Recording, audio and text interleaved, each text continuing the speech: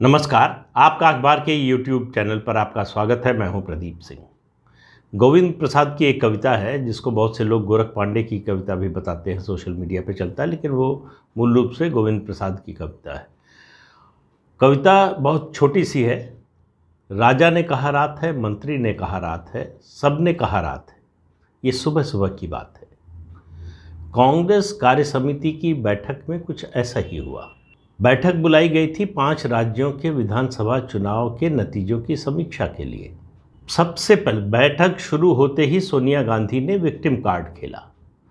कहा कि अगर आप लोगों को लगता है कि हम तीनों, यानी आप देखिए, एक राष्ट्रीय राजनीतिक दल की बैठक हो रही है, उसमें बात क्या हो रही है, सबसे प्रमुख परिवार की, कि अगर हम तीनों इस हार के लिए, ये इस स्थिति के लिए कांग्रेस के जिम्मेदार हैं, तो हम हटने को तैयार हैं। जैसे ही सोनिया गांधी ने ये कहा, संवेद स्वर से गूंजा, नहीं नहीं, हमें आपके रहने से कोई एतराज़ नहीं है, आप छोड़कर मत जाइए। बस, दरअसल कांग्रेस कार्य समिति की बैठक इतने पर ही ख़त्म हो गई थी। उसके बाद जो हुआ वो उसकी रस्म अदायगी थी। बैठक में जो कुछ कहा गया उससे आपको अंदाज़ा लगेगा कि किस तरह से बंधुआ बन चुके हैं, गुलाम बन चुके हैं जो लोग भी उस 57-58 लोग उस बैठक में बुलाए गए थे। किसी की रीढ़ की हड्डी बची नहीं है। कोई उनमें से सवाल नहीं कर सका, ये नहीं पूछ सका कि इस कांग्रेस की जो ये स्थिति है, इसके लिए अगर आप लोग जिम्मेदार नहीं हैं तो फिर और कौन है? कौन फैसले लेता है? कौन रणनीति बनाता है? कौन पदाधिकारियों की नियुक्ति करता है? कौन मुख्यमंत्रियों की नियुक्ति करता है? कौन उन्हें हटाता है? कब हटाया जाएगा? किसे बनाया जाएगा? ये सब फैसले कौन करता है? लेकिन किसी की आवाज़ निकली नहीं, किसी की हिम्मत नहीं हुई ये बोलने की, जबकि मरणासन्न हालत में है कांग्रेस। उसका कोई भविष्य दिखाई नहीं दे रहा है, लेकिन ये बात कांग्रेसियों को दिखाई नहीं दे रही है। ये अजीब सी बात है कि एक राष्ट्रीय दल धीरे धीरे करके मरता जा रहा है और जो उसमें हैं उनको ये नज़र ही नहीं आ रहा है कि इसमें ऐसा कुछ हो रहा है। पिछले 8 साल में पार्टी 40 चुनाव हारी है, 5 जीती है, लेकिन कोई फ़र्क नहीं पड़ता। सोनिया गांधी ने कहा कि हमारी स्ट्रेटजी में कुछ कमी हो गई, जिसके कारण हम 4 राज्यों में एंटी इनकम्बेंसी का फ़ायदा नहीं उठा पाए और 5वें राज्य यानी पंजाब में जो है हमारी सरकार की जो एंटी इनकम्बेंसी थी उसको नहीं रोक पाए। अब आप बताइए कि ये स्ट्रेटजी बनाई किसने? कौन था? कांग्रेस पार्टी में कोई ऐसा है, माई का लाल, किसी की हिम्मत है जो स्ट्रेटजी बना सके या कोई फैसला ले सके? जो भी फैसला होता है, जो भी स्ट्रेटजी बनती है, यही 3 लोग बनाते हैं। सोनिया गांधी, राहुल गांधी, प्रियंका वाड्रा। इन 3 के अलावा किसी की कोई भूमिका नहीं। कैप्टन अमरिंदर सिंह को हटाने का, ये उन्होंने कहा कि हटाने का फैसला देर से हुआ। तो किसने देर की? क्या गुलाम नबी आज़ाद ने की? मनीष तिवारी ने की? कपिल सिब्बल ने देर की? किसने देर की भाई? फैसला हटाने या न हटाने का वो भी आपका था, कब हटाना है वो भी आपका था, तो उसकी जिम्मेदारी किसकी होगी? परिवार के इन 3 सदस्यों के अलावा सबकी जिम्मेदारी है।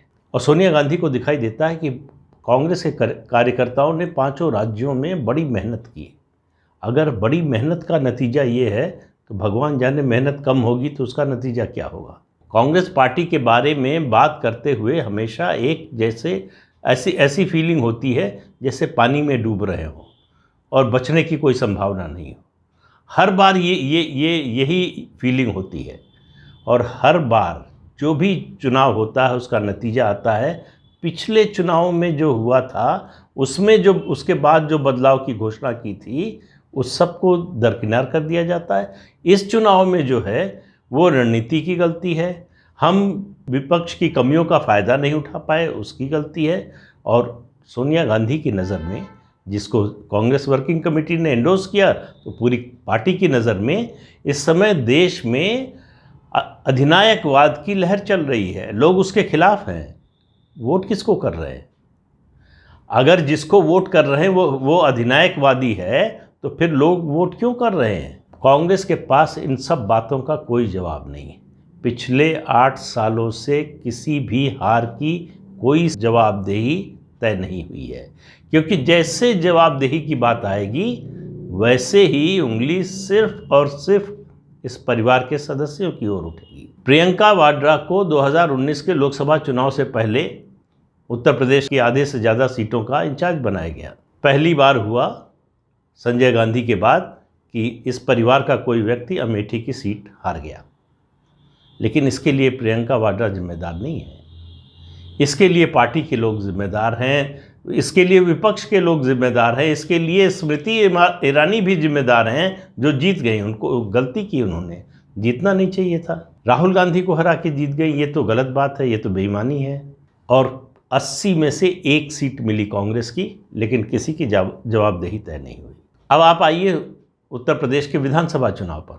कहा गया कि प्रियंका वाड्रा जा रही उत्तर प्रदेश की प्रभारी हैं, वही फेस हैं। उनसे पूछा गया कि आपका मुख्यमंत्री पद का उम्मीदवार कौन है, तो उन्होंने कहा मेरे चेहरे के अलावा आपको कोई दिखाई देता है?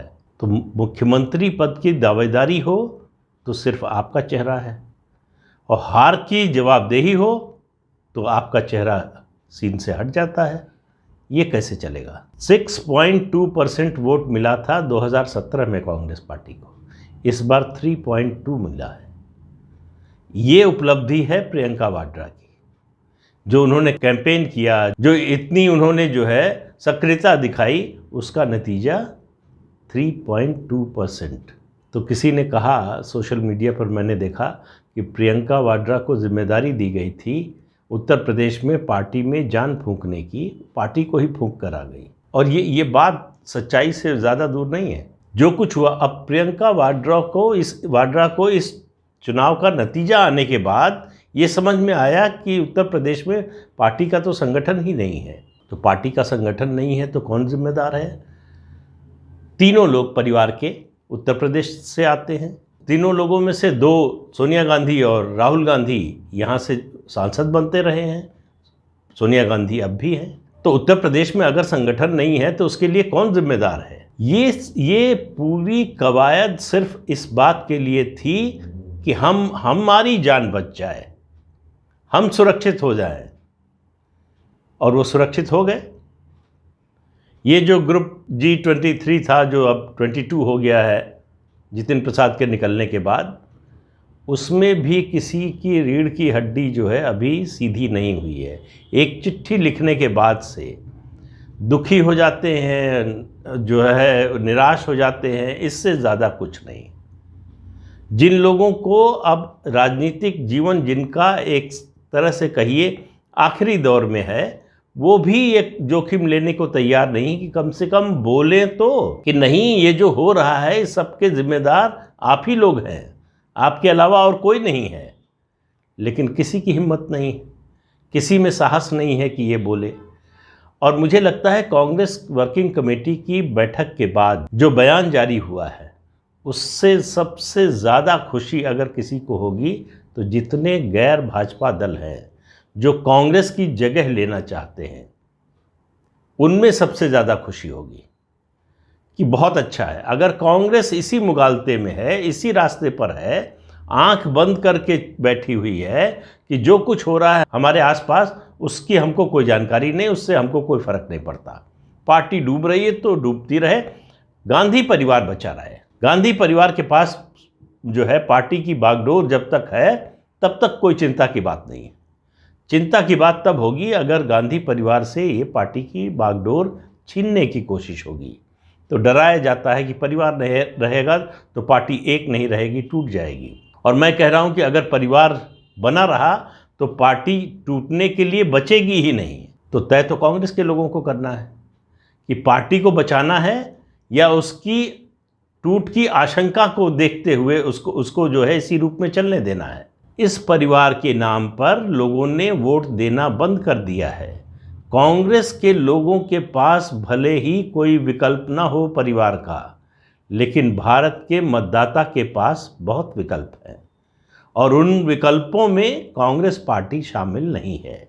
हर हार के बाद जो बयान आते हैं, एक से एक जो है 30 मार खां वाले बयान आते हैं। 2013 में जब दिल्ली, राजस्थान, छत्तीसगढ़ और मध्य प्रदेश हार गई कांग्रेस, तो राहुल गांधी ने कहा कि आप देखते रहिए, हम ऐसी स्ट्रेटजी बनाने जा रहे हैं और इतना बड़ा परिवर्तन करेंगे, पार्टी को इस तरह से ट्रांसफॉर्म कर देंगे कि जिसकी आप आज कल्पना भी नहीं कर सकते।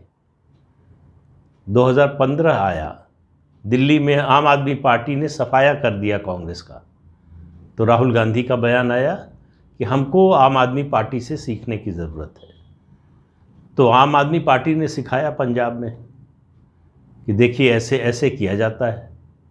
दिल्ली के बाद पंजाब में जो 3 राज्य बचे हुए थे कांग्रेस पार्टी की, उनमें से एक चला गया। और आप यकीन मानिए 2023 में जब चुनाव होंगे राजस्थान और छत्तीसगढ़ के, ये दोनों राज्य भी कांग्रेस के हाथ से जाने वाले हैं, क्योंकि सोनिया और राहुल और प्रियंका के बिना कांग्रेस चलेगी नहीं और इनके साथ कांग्रेस के साथ कोई आएगा नहीं। कार्य समिति के बाद जो बयान जारी हुआ, जो स्टेटमेंट जारी हुआ, उसमें गौर करने वाली बात यह है, ये कहा गया कि सोनिया गांधी अब फ्रंट फुट पर आकर जो है वो संगठन को चलाएंगी, उसमें बदलाव करेंगी। तो भाई वहाँ तो मांग हो रही थी कि राहुल गांधी जिम्मेदारी संभालें। राहुल गांधी जिम्मेदारी का शब्द सुनते ही भाग जाते हैं विदेश, वो शब्द सुनना ही नहीं चाहते। उनको अधिकार चाहिए बिना जिम्मेदारी के, कोई जवाबदेही ना हो, कोई उनसे पूछे नहीं कि ये फैसला क्यों हुआ और इस फैसले का ऐसा नतीजा हुआ तो उसके लिए कौन जिम्मेदार, ये वो सुनना नहीं चाहते। फैसला वो सब करना चाहते हैं, लेकिन कोई जिम्मेदारी नहीं लेना चाहते, पद नहीं लेना चाहते, क्योंकि पद के साथ जवाबदेही भी आती है। और हालांकि इसका कोई मतलब नहीं है, पद तो सोनिया गांधी के पास भी है, जवाबदेही तो उनकी भी बनती है, बल्कि उन्हीं की बनती है एक तरह से कहें। अगर केवल पद की बात करें तो उनके साथ क्या हुआ, सोनिया गांधी ने कांग्रेस में एक कीर्तिमान बनाया, रिकॉर्ड बनाया, सबसे लंबे समय तक अध्यक्ष रहने का। और मेरा मानना है कि वो एक और कीर्तिमान बनाने जा रही है, सबसे लंबे समय तक कांग्रेस का कार्यकारी अध्यक्ष रहने का।